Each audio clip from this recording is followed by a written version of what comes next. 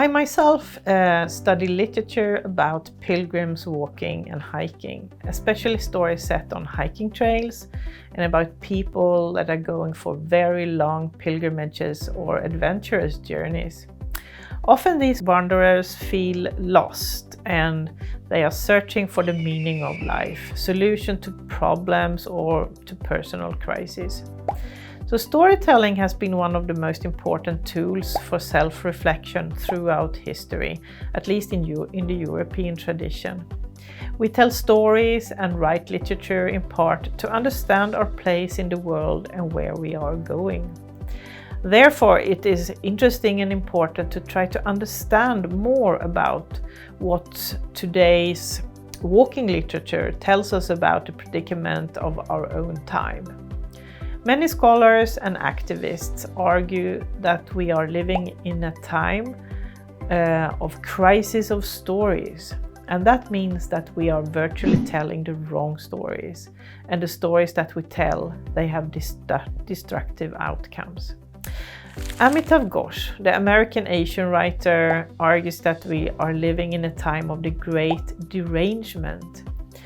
He says that our old ways of narrating ourselves were adopted in the very small and intimate spaces of the bourgeois life in the context of early modernity. But now we find ourselves in a world that's increasingly globalized. We are experiencing the growing consequences of climate change, with new weather phenomena, increasing world unrest, and more streams of migrants. So storytelling and literature have an important role to play in trying to understand what's happening in the work to process how we can deal with the ongoing environmental crisis right now. Long pilgrimages, which is an ancient European tradition that walking for months to reach the holy destination, such walk offer a long period of meditative time and thus very good opportunities to understand oneself and one's own situation.